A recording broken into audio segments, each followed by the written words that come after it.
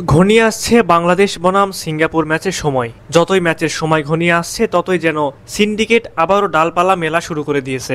আপনি জানলে অবাক হবেন, বাংলাদেশে অনেকজন বিদেশি ফুটবলার খেলার জন্য আগ্রহ প্রকাশ করেছিলেন, এমনকি তারা সরাসরি বাহুবের সাথেও যোগাযোগ করেছিল।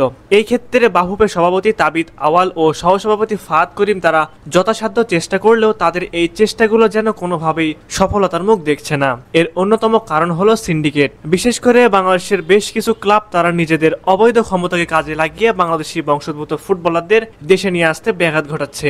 যে ক্লাবগুলোর মধ্যে যার নাম সবার আগে আসে সেই ক্লাবটি হলো বসুন্ধরা কিংস।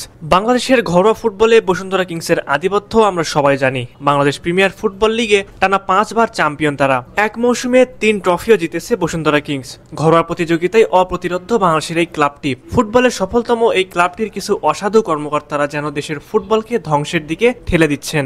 আমরা সকলে জানি, সবশেষ বাংলাদেশ ভারত ম্যাচে প্রকাশ্য সিন্ডিকেট নিয়ে নোংরা খেলায় মেতেছিল এই ক্লাবটি। বাংলাদেশের ফুটবলে সিন্ডিকেটের দৌরাত্ম্য চলে আসছে দীর্ঘদিন ধরে। সাবেক বোর্ড সভাপতি কাজী সালাউদ্দিনের আমলে এই সিন্ডিকেটের দৌরাত্ম্য ছিল অনেক বেশি। পরবর্তীতে তাবিদ আওয়াল ফেডারেশনের সভাপতি হওয়ায় অনেকে আশা করেছিলেন যে বাফুফে থেকে সিন্ডিকেটের সকল হাত ভেঙে দিবেন তিনি, কিন্তু ঘটনা ঘটেছে তার উল্টোটা। সিন্ডিকেট দমন তো দূরের কথা, ফেডারেশনের জাতীয় কমিটিতে দেখা গেছে অনেক অযোগ্য ব্যক্তি যারা সিন্ডিকেটকে প্রশ্রয় দিচ্ছে।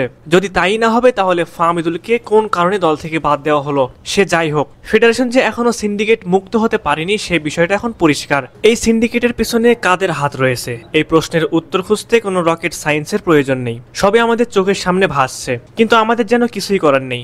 বাংলাদেশ ফুটবল ফেডারেশনের অভ্যন্তরীণে রয়েছে সিন্ডিকেট। সমর্থকদের দাবি, খেলোয়াড় নির্বাচন থেকে ম্যাচের স্কোয়াড ঘোষণা সবই নিয়ন্ত্রিত হচ্ছে একটি প্রভাবশালী গোষ্ঠীর দ্বারা। বিভিন্ন সূত্রে জানা যায় যে এই সিন্ডিকেটের পিছনে রয়েছে বসুন্ধরা কিংসের মালিক ইমরুল হাসান, বর্তমানে বাহুফের সিনিয়র সহসভাপতি ইমরুল হাসান। দেশের ফুটবল উন্নতির দায়িত্ব তাদের হাতে, অথচ তারাই যদি দেশকে ধ্বংসের দিকে ঠেলে দেয় তাহলে সাধারণ দর্শকরা কোনোভাবে এটি মেনে নিতে পারবে না। বাহুফের সিন্ডিকেট কতটা নিখুঁত তা ফাহমিদুলকে বাদ দেওয়ার পরে বোঝা যায়। ফাহমিদুলের বাদ পড়াকে তারা দেখছেন এই সিন্ডিকেটের একটি কাজ হিসেবে, যাতে বাংলাদেশি বংশোদ্ভূত তরুণ প্রতিভা যারা বিশ্ব ফুটবলে মাঠ মাতাচ্ছেন তারা যেন বাংলাদেশের হয়ে খেলতে আসার উৎসাহ হারিয়ে ফেলেন। সমর্থকদের মতে এই ঘটনা কেবল ফাহমিদুলের জন্য নয়, বরং ভবিষ্যতের সম্ভাবনাময় খেলোয়াড়দের জন্য একটি ভুল বার্তা। সমর্থকদের দাবি একটাই, সকল সিন্ডিকেট ভেঙে যেন দ্রুত সময়ের মধ্যে বাংলাদেশি বংশোদ্ভূত ফুটবলারদের ন্যাশনাল টিমে অন্তর্ভুক্ত করা হয়। প্রিয় দর্শক, আপনাদের কাছে কি মনে হয়, বসুন্ধরা কিংসের এই সিন্ডিকেট কি আদৌ বন্ধ হবে, নাকি আবারও জাতীয় দলে বসুন্ধরা 8 থেকে 10টা ফুটবলার খেলবে অথচ বাংলাদেশি বংশোদ্ভূত ফুটবলাররা হারিয়ে যাবে? আপনারা এই বিষয়ে আপনাদের মূল্যবান মতামতটি আমাদের কমেন্ট করে জানাতে ভুলবেন না।